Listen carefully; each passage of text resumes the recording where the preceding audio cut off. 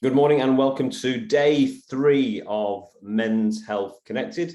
I'm Glenn Poole, CEO of the Australian Men's Health Forum, and today's event is focused on running men's health events. And we've got 4 great sessions and 8 great projects who are going to come and share some of their experiences of running men's health events around the country.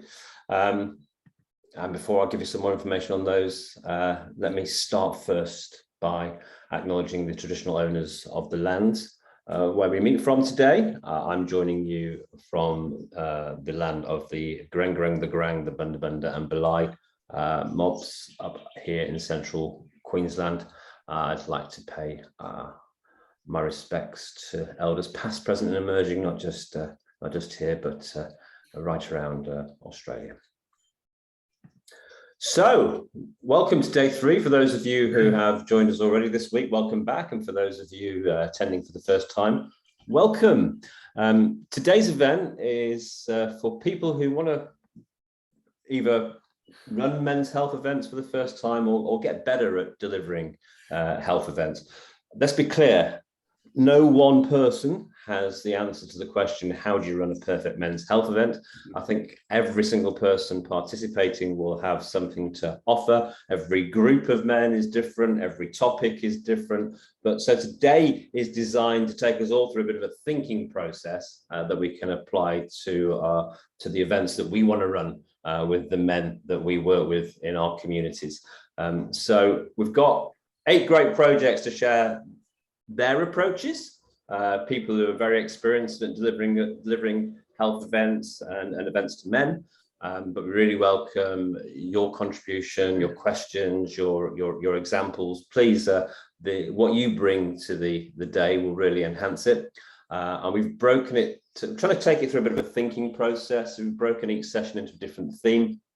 So we're going to start off in a minute with a focus on goal setting. We will move to a session 2 where we'll look at locations where you can deliver men's health events. Then after a short break, we will come back and look at different topics and themes in a session called What Men Talk About. And the final session of the day, we'll talk about promoting, delivering, and then evaluating the events that you run.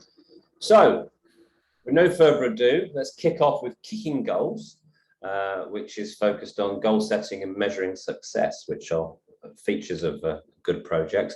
And we've got 2 great blokes who are very experienced at working with particular groups of men. We've got John Rutter from the Fathering Project, which obviously, clues in the name, works with dads, and he'll tell you more about that when it's his go. But first, we have Des Lynham joining us from Men's Link in Canberra, which has recently celebrated its 20th anniversary. So it's been doing great work with young men in particular, but also engages really effectively with men of all ages and backgrounds in the Canberra area. I've been to some of their public-facing events in the past. They're fantastic. So that's one of the reasons why I wanted to invite Men's Link today, because of the variety of programs they do and events they do, as well as their targeted initiatives towards young men. So, Des, I'll hand over to you to give us an idea of the types of approach you guys take to running events with men. Cool. I'll just give you a quick background on Men's And you're Link. muted, Des, I think. No, I'm not. Well, not my end. Hang on. I can hear him, Glenn. Is it just me? Yeah. Yeah. No, I'm fine. Can you hear me? It's me. It's me. well. Okay, I cool. apologise. It's me. Oh, you're right. That's okay. Just give you a quick background on Men's Link, because I think if you know what we do and how we do it, the various programs are probably important. We've been 20 years running mentoring programs for young men. We started off, between 12 and 13, running up to 16 for 2 years, so they could actually be 18 when they graduated. We've now extended that down to 10-year-olds because just recent findings and just us realising that some of these challenging behaviours are appearing at younger ages. So we've taken it down to 10. So 10 to 16 joining the program, and they can be 18 or when they graduate. So it's a 2-year program, which looks like 2 contacts a month over those 2 years. We organise one event in the crews, because we've got about 80 pairs, we break them into 5 crews. I'm the crew, Goose crew captain, and basically we do a 1 month event. So we had Men's Link Kitchen Rules the other day, which is basically the kids turn up with their mentor, having been to the shops, taken a selfie, bring a recipe, cook, judge, and be judged. That's one thing. And then, you know, we'll go to golf, hit 100 balls and play putt and get pizzas. So really what we do is every month we provide and pay for an event for the mentors to go and pick their kids up and bring them. And then we ask the mentors to be in that kid's life again once at least in between. So 2 contacts a month over 2 years. And that's where all the science and research and findings is saying that regularity of and continuity of good, reliable male, positive male role modeling has all those positive benefits for the kids. Now, also too, being an ex-chalky, I was also came on board with Men's Link about 7 years ago to help out with their Silence is Deadly program, which started off as a suicide intervention education program in schools, mainly high schools at that point. We've now sort of changed it to It Ain't Weak to Speak. And it's more about mental fitness than anything else. And so they're basically a 1 hour session that we'll do in primary schools with 5 to 6 right through to year 12. And it's really just about, you know, you could rename it Shit Happens. What do you do when it does? And also, how do you help mates when you see that they're struggling? And so it's about basically those developing strategies for yourself, and also the Are You Okay stuff for others. And we talk about male stereotypes, we talk about a whole range of different things, but effectively it's about mental fitness and resilience, and be prepared for things to go wrong, and what are you going to do when they do. And then the other thing we do, we've got half a dozen counsellors who provide free counselling for young men between 10 and 25-year-olds. Yeah, they can see someone within a week, which is great, because some of these other major organisations like Headspace, you will wait 3 to 6 months in order to get in. We don't diagnose, we're basically counsellors, not psychs. But coming back to the event stuff here, so our main focus is on the development and connectedness of the young man and the male role modelling for them. And so that's our primary focus. So whenever we're organising anything, we basically ensure that we always check on what our mission statement is. And our mission statement is we're there for the young fellas. It's not about us, not about the mentors. Obviously it is. It's not about the mums, because 99% of these young blokes come to us without dad in their life, whether he's died in jail, but 90% of the time it's a failed relationship. Sometimes there's a lot of trauma, a lot of damage done, and domestic violence also. So a lot of these kids come to us and they've had some pretty tough experiences, and they're sometimes not ready to trust and open themselves up to others, but over time it does, and it really works. The mentor program works fantastically. As do the other programs as well. We're getting very good feedback, and longitudinal research is in the process of other universities here in Canberra, so we're starting to really gather a good database as well. When I say database, 2 words, a good base of data for us to measure our success and the influence that all of those programs can have on young men. And of course, the first ripple being their family, and then the second ripple being school, and then the third ripple being our community in general. So did you want me to talk about events particularly, Glenn? Yeah, we'll dive into a couple of those areas after John has spoken. But okay. I know it's not your area, I know it's not probably your area of focus, but just so people know, could you tell us about those other events that Men's Link run, like the Wednesday evenings at the bar, and maybe the year ender or something like that, just to give that broader picture? Oh yeah, sure. So yeah, one of the pubs, COVID put a bit of a stop to this. We run a monthly event where we get a speaker, a male, predominantly, to discuss their journey and some of the issues that they've had, whether they be footballers, politicians, whatever. We just find people who've got a story, we want to share it. Sometimes it's really an example of overcoming their own challenges in life and lessons that they learned. And it's also just a good sign of support and connectedness with the community. So we'll have anywhere between 20 to 60 people at those. They all just arrive, grab a drink, sit down, and then we talk. We also pass a bucket around, never miss a chance to raise a bit of money.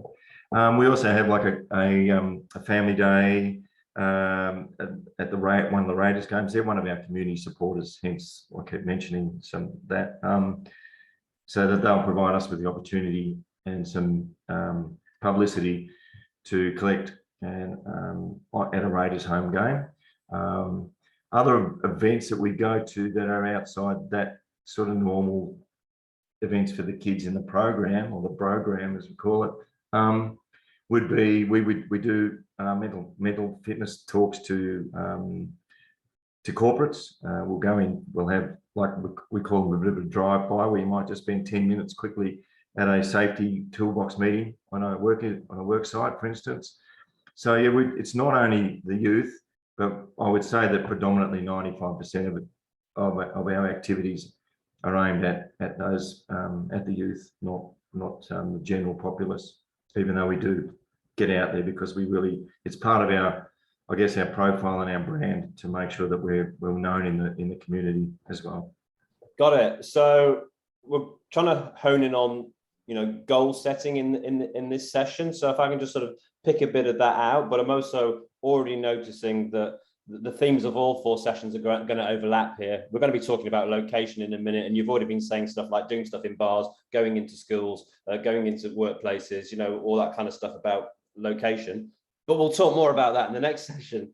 So what I'm really hearing is, as an organization, you've got this really clear mission that we're there for the young fellas. Yeah. And then you have these different events, all of which kind of serve that mission in different ways.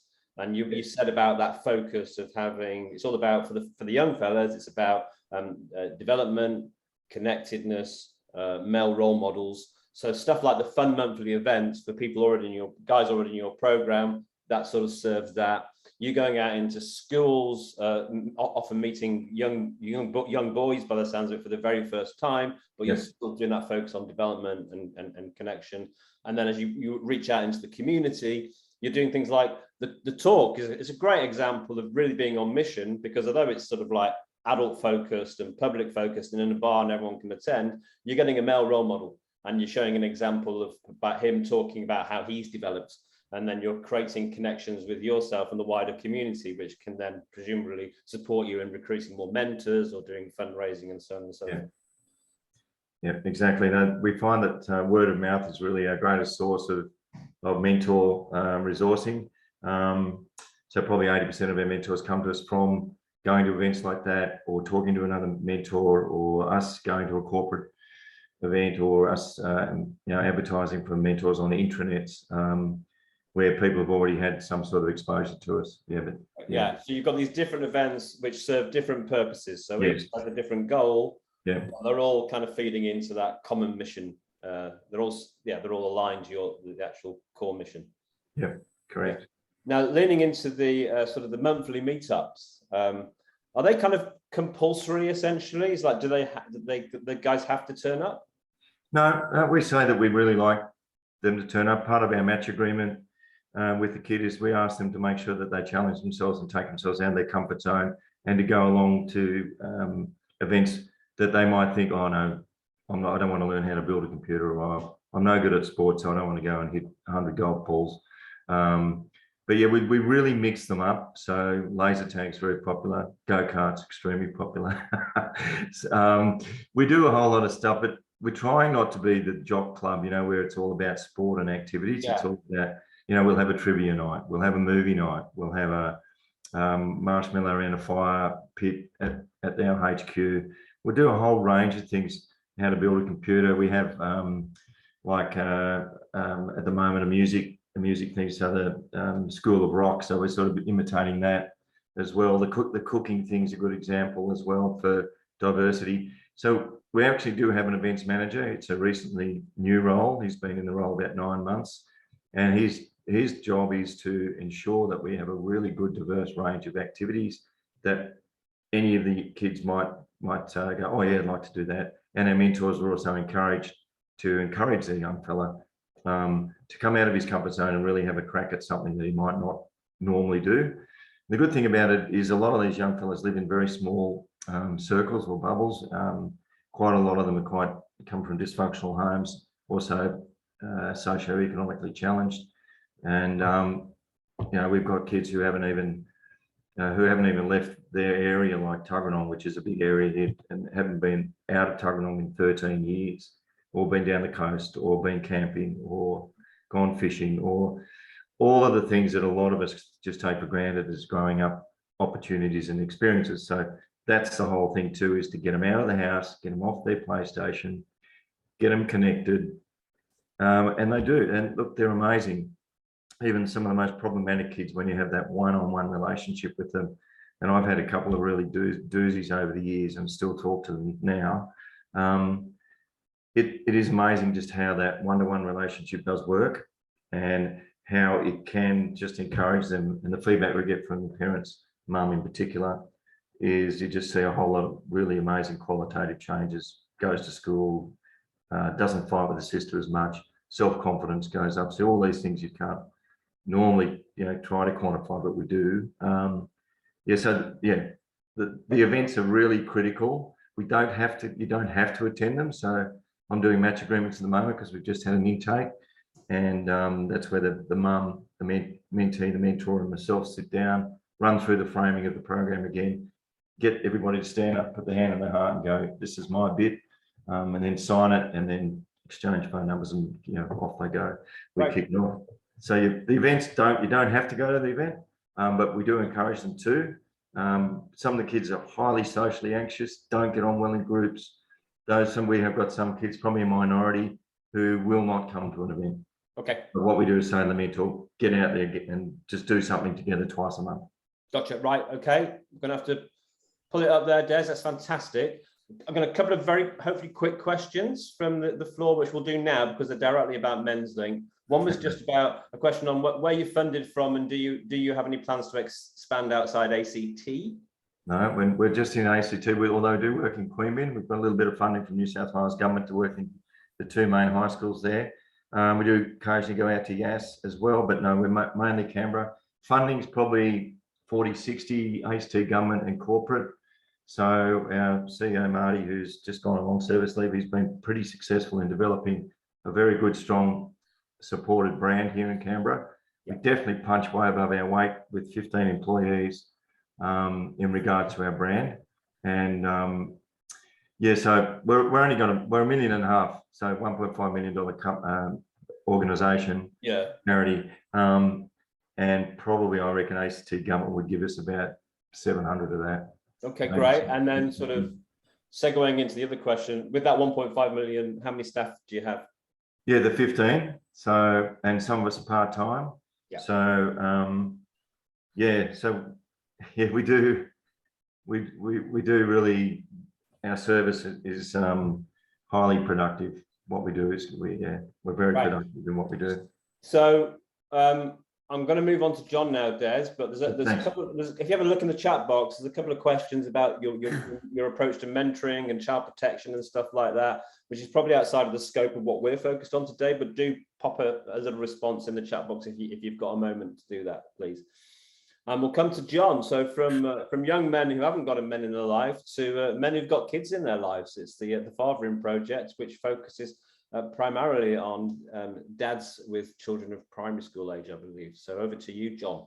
Yeah, thanks, Glenn, and great to share the pool this morning with this discussion with Des, knowing that there is a bit of a fathering connection there. But so my name is John Rudder. I very proudly represent an organisation called the Fathering Project, and it's great to be here this week. I'm really honoured to share. It's a passion of mine to do this. So thank you. Adding to the discussion around kicking goals in working with men, I guess I wanted to firstly share who we are as an organisation, similar to Des in his explanation, but to give you context of why and how we operate, but then to use our context and mission to invite behavioural change in men and support them through that process. So for those who don't know who the Fathering Project are, we are a research-based charity organisation that's set up for the benefit and the development of children, young people and families through inspiring and equipping fathers and father figures, they're important as well, to be engaged and effective in the lives of their children. I also want to quickly tell you how we started, because I feel this also gives really great context, but also the story of how we started helps us break down barriers with men, which is a real key element to what we do in our meetings. And although we are a research-based organisation, how we started was through the stories of unfortunately dying men who were being treated in their last days by our founder as a lung doctor, and that's Dr. Bruce Robinson. Now, Bruce is a leading lung specialist, still is in Perth, WA. And in his role, he's treated hundreds of men that were sadly dying from terminal lung-related diseases. Now, during these times, these men that were now facing death just poured their hearts out to Bruce. And there were three clear and common messages of regret that these men as fathers shared. The first one was that they regretted how much focus and attention that they actually put on their work and careers over the years that really took away from their families. They saw that the balance was way out when they're looking at this end of life. The second thing that they shared very commonly was that they regretted that they actually didn't have a great family relationship. They recognized that there was a distance between them and their kids, and that was hurtful to them. And the third thing that they all said is, I wish someone grabbed us when we're young men, young dads, and actually told us this stuff. Get the balance right. Don't miss this because you will regret it. Now, they're powerful messages. Actually, part of the reason I joined the organization as a youth worker, I connected to that, and also connect from a youth work perspective of the fatherless sort of generation that we were really working with in youth. And but as an organization, we really connect to that last point especially, and we feel like we're almost spokespeople for these dads that have gone before us to sort of help men not have these same regrets. But these messages, as I said before, almost give us a connection point and get the attention of men to start talking about fathering, which they don't do naturally.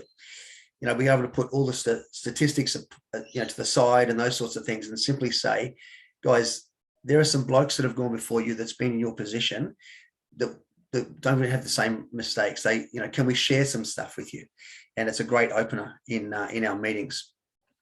Now, from the countless and consistent conversations that Bruce had, he teamed up with the University of WA and started researching the impact of fathering. Because if these men were talking about gaps in their lives, then there must have been gaps for young people and also, for families. And of course, the research was absolutely compelling. And for time's sake, as I said to Glenn earlier, I could go on for hours on this, but for time's sake, I'll paraphrase the research findings. And basically, where the statement is that fathers and father figures play an irreplaceable role in all areas of childhood development. And with that, the Fathering Project was born. And our mission and our big goal that overarches everything we do was established, which is to ensure that every child in Australia grows up with the benefit of an engaged and effective father or father figure in their lives. So again, in context for today, I'll just cut to how we're doing this, and then we can feel free to ask questions if you want more information. But from the research, we needed to build a framework that is built around both fulfilling the needs of a young person, but also in balance with helping men overcome the challenges that come with meeting those needs for those kids. So the first that we needed to do, and still do, is educate men on the importance of the role that they play and the power of influence that they have in the life and development of a child. Once dads see this and the role that they can play, we actually then invite them into the process and provide resources and support to help them be the best dads that they can be. Can I get you guys to actually be involved in this next section? Because I want this next section using the chat. I'm going to ask two questions that we ask at our dads group meetings when men are coming in. First question I want you to throw into the chat is, what do you think kids need from their dads? Very simply, it could be one word, little statement, but what do you think kids need from their dads? What's specific to dads the kids need? Time, presence, connection, love. Time, fantastic. Attention, support, fun, great, perfect. Focus, acceptance. Yeah, beautiful. Affection, awesome. You guys are following a script here. It's beautiful.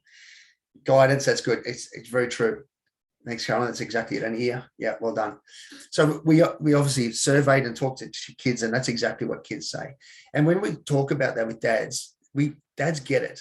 But the second question is the key. And I'm going to ask you to add this as well. What do you think the challenges are? If that's what kids need, and we all know it, what are the things that stop dads from being that? What do you think? Yeah. Time. Yeah. Occupation, communication, gender stereotypes. Yeah. Work-life balance. Yeah, absolutely. Yeah. Beautiful. Skills. Excellent. Thank you for saying that, because that's absolutely true. The honest dads will say, I don't know what to do when, those sorts of things. And that's a really important thing. And I love when we actually get to that stage in our meetings, because it shows that the vulnerability is starting to be there, which is awesome. And that's very passing. Their father's fathering. Great. Thanks, Lana. That's exactly it. We want to also check in when we talk about the impact of a father. We want people to connect to their own fathering story and know how they've been shaped. Very true. Awesome. Again, for time, I'll keep going, but that's beautiful. Thank you. Because what I normally do in that, if we can put those two lists up, we then look at the gap in between. Okay, and that's where the fathering project sits, is that these are the needs of our kids. No doubt dads want to meet them, but the challenges are stopping them. So then we look at, all right, let's look at our content and those sorts of things and resources that help you really bridge the gap as a dad. And that gives us our context and sort of, again, aligning with maybe these goals. But it'll come to no surprise to you that what we found is the best vehicle for educating, inspiring and equipping these dads to be their best is in peer support groups, or the dads groups, as we call them. And we're building. We've got 700 there's almost 800, I think now, dads groups that are building across Australia as a national organisation. So we're getting there. But a fathering project dads group is designed to do three things. One is to connect dads with other dads. Now, we all know the power of men connecting, and that's not something that we naturally do. So our dads groups are a vehicle for connection through the commonality of being a dad or a father figure. So it doesn't matter who you are. That's the one thing that you all have in common. What we've also found is that connecting with other dads helps normalize the challenges, which we've just done even there. If you are feeling that challenge and someone else says it, suddenly you're not alone. It's very powerful. The second thing is that the dads group does is connect dads to simple but effective fathering content and tips. So what we do is invite the dads in the groups to simply connect with each other and then look at how they can increase their effectiveness and engagement with their children through fathering thoughts, is what we call our content. And these are content pieces that they can unpack and discuss together. And we've got 8 key pillars that we look at, which break down into 16 focuses for dads that they could really unpack over 3 years or something like that, and almost do it as a rolling curriculum. But it's very simple, it's very practical and effective in meeting the needs of a child. The third thing they do, the dads group does, it's designed to connect dads with their children. We encourage dads groups to actually host and run dads and kids events. Now, these are just, again, simple, fun and engaging activities where dads can create memories with their kids. You see, actually, what's amazing in meeting the needs of our kids from a father's perspective, it's not complex. It's actually really simple. It just starts with connection and being present with them. And that's what those events are designed to do. Often I say, design an event that is really the practical outworking of everything we talk about, which is building connection. So I'll just go into some measurements here. So how do we measure the effectiveness of what we do? Well, again, we're still connected to some great organisations such as Telethon Kids, and still connected to the University of Western Australia. But in-house, we also do standardised survey process where we measure behavioural change and connection to our programs. And so things that we will measure is fathers' perceived parenting self-efficacy, fathers' physical engagement with their children, how much time are they increasing the time that they're playing, fathers' emotional engagement, those sorts of things. And I'll just cut to what we sort of look at as goals in our own meetings. So to make sure that we're effective and we're sort of meeting that mission, we want each of the dads group leaders to sort of focus on, did the people naturally connect in their meeting today? Did everyone have an opportunity to be involved, share and contribute? Did people find value in the event? Did we get any feedback, what was happening? Was there a takeaway point? Is there an accountability where someone's maybe checking in with someone? Did dads feel acknowledged from what they're doing well? We always want to come from a strength-based approach in what we're doing. And then is there a connection? Is there a future connection with dads connected to the organisation in some way? And also ownership. I was just going to say, we always make sure that did someone have the opportunity to help set up, pack down, or feel an active part, because that's a real critical element to the success of those. So, Glenn, how are we going for time? Do you want to? Yeah, look, it's just fantastic, and we'll pick up some of these points in the conversation with Des in a minute. Could you also give us some examples of some of the sort of some of the event? I've read things like the paper plane event and stuff like that. Some sort of the activity-based stuff, which works with dads all over the place. Yeah, perfect. So yeah, exactly that. I mean, most of the events are simple. Yeah, pizza and paper planes, we would say if you're going to start a dad's group and if you're connected to a school or an organization like that, it's a great sort of bang for your buck in some ways. You always get great buy-in. And again, this is about breaking down barriers for men. Parenting is a vulnerable space to start with. And we're not even talking about men's health at this stage. So it's actually just getting an engagement because we want them to have that message that you really, really matter. And you've got to hear that message somehow. And so getting dads to an event through a pizza and paper planes is the most disarming, excellent, fun event. They also walk away after an hour. We try and keep it really simple with their child buzzing, thinking that was the best thing. And again, if we're at school or that sort of thing, the child now has opportunity to say, remember that time, Dad, we went to school. Yeah. So for those of us who haven't had the joy and privilege of being in a pizza and paper planes event, can you just take us there? Take us. Yeah, definitely. Yeah. Well, again, simple. We've got reams of paper on some tables. Pizza turns up normally at the end. Music for atmosphere, very simple as we walk in. Name tags are key. Nervous dads are a must because they're walking and thinking, what is this? I've actually, some dads, it's the first time they've ever been to the school. So again, part of the intentionality is this, that they'll be able to at least hide behind their child in some ways, walk in, have that engagement, and then there's just natural fun that's happening, and they might just be able to shoulder to shoulder talk to a bloke and go, oh, do you remember doing this? Or, that sort of thing. So it's just really simple. Then we might have a bit of competition, who can have the longest throws. So we say, look, in about 10 minutes, have a go, make some paper planes with your kids, share what you used to do, all that sort of stuff. This is about creating memories, guys, so just connect with them. We see the competitive dads pulling up YouTube, right? How am I going to get the best, flight, all that sort of stuff. And when I say it's a practical outworking of our content, we want to say to dads, listen to your children, let them guide, let them lead, those sorts of things. So those are the sorts of things we might be saying to some dads, but it's really about just connecting, even to us as an organization, have some trust. We're not going to pull you aside and say, oh, you're doing a rubbish job. You need to do this. It's actually just saying, hey guys, you make an impact by simply being there. For starters, you're already making an impact in your child's life. So it's a buzz, it's fun, it's chaos. Often we get PNCs that want to get involved, and we'll say, hey, can you just let us run it, or even let the dads run it? Because we don't want it to be overcatered. We don't want it to be sit down and eat pizza. It's a dad's event, which is all about sort of intentional unstructure, I suppose, in some ways. But it's fun, fast, connections are made. Dads walk away thinking that wasn't bad. I wasn't asked how was my feelings going, anything like that. It's about that sort of first date, I suppose you can say, something like that. Just on that's it. This was a key sort of theme that emerged yesterday when we were looking at projects that use physical activity, sport, exercise. Yeah, all of them were dealing with mental health and social connection. But the first entry point was come and take part in this activity. Absolutely. So the barrier is very low. Come and take part in a fun activity. Yeah. As opposed to come and talk about your feelings, come to a mental health group. Yeah. Dads often used to say to me, working with separated dads, I don't want to come and sit in the circle and cry into cushions. I mean, absolutely.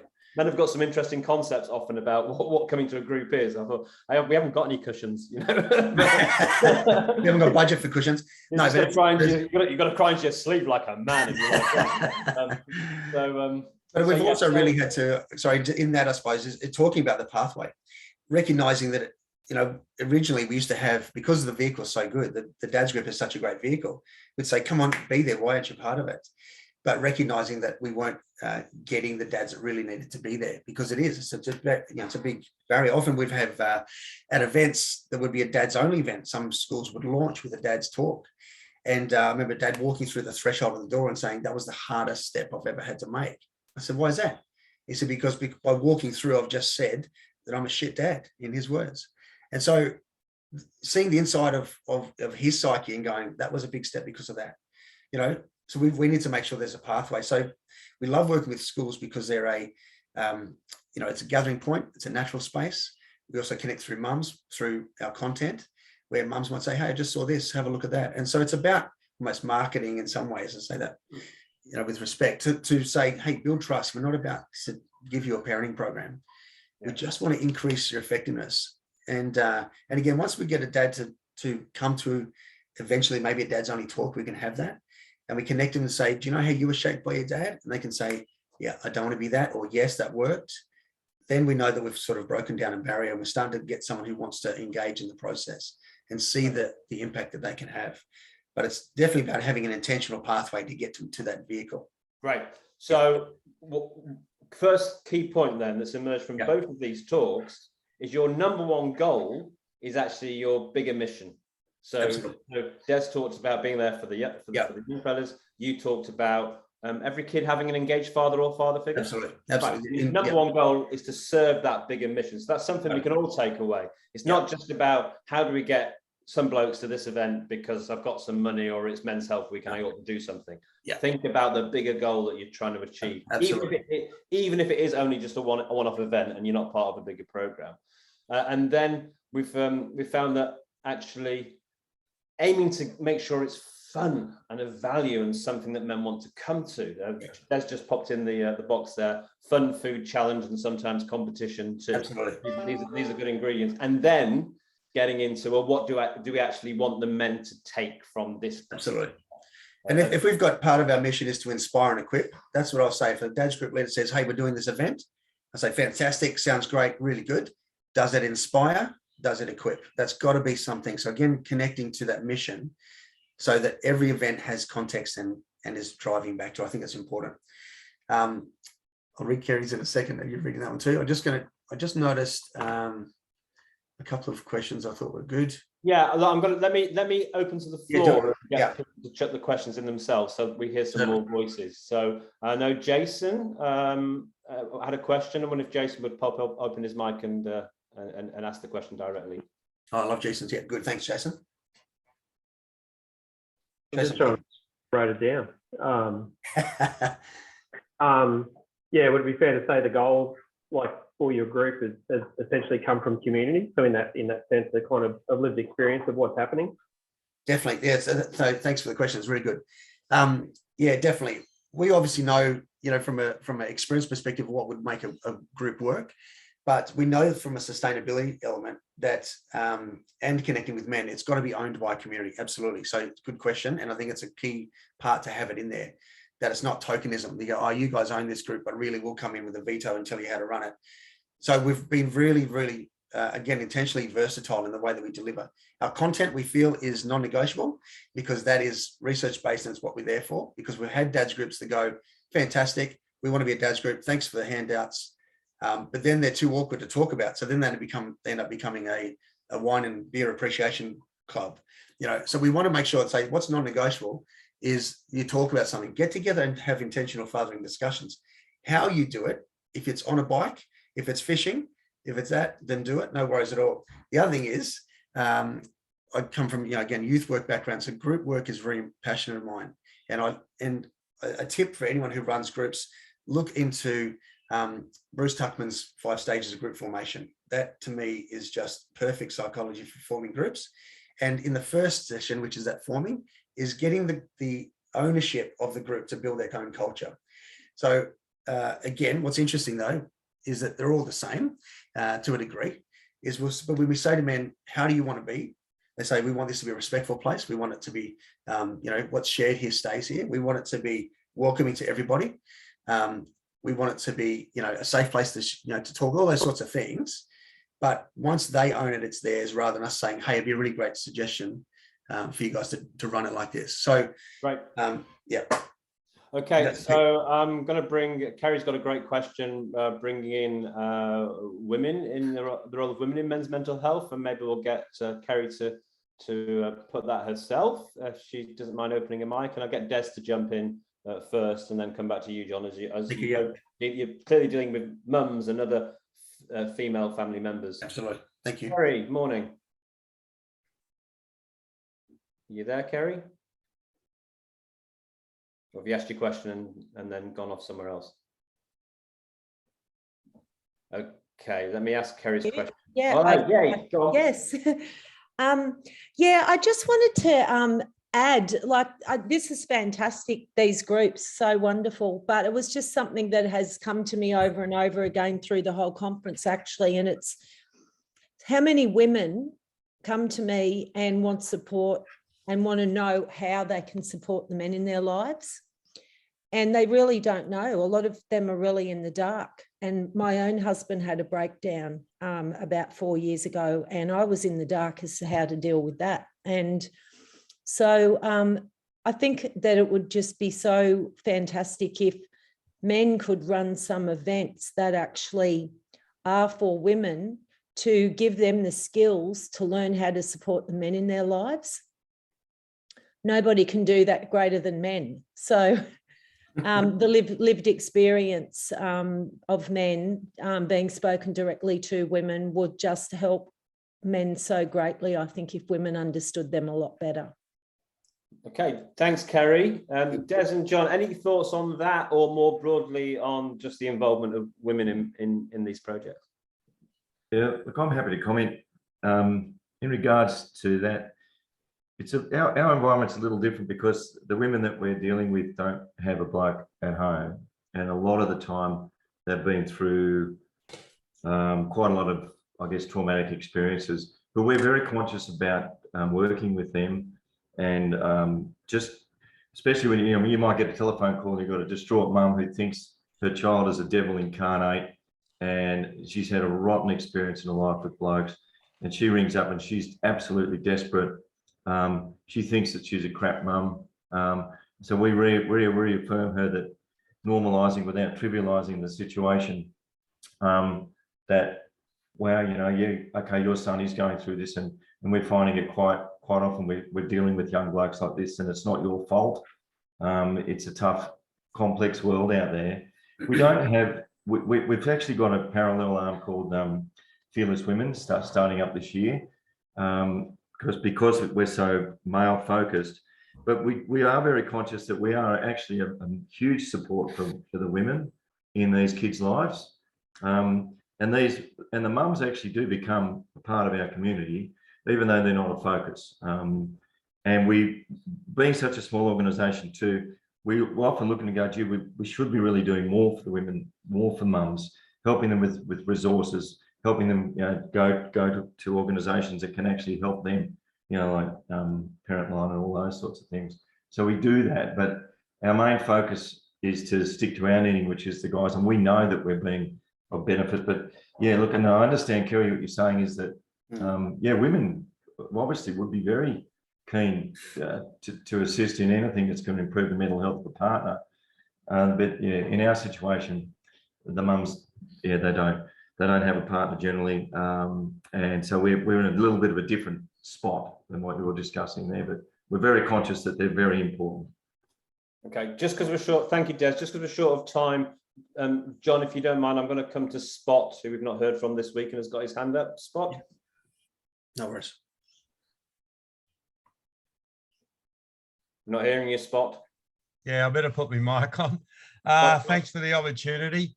And listening here, one of the greatest things we have with returned veterans, especially the youngest ones that's suffering combat stress and stuff like that, is the involvement of their family, especially their wives, in understanding what they've been through, especially when they're diagnosed as PTSD.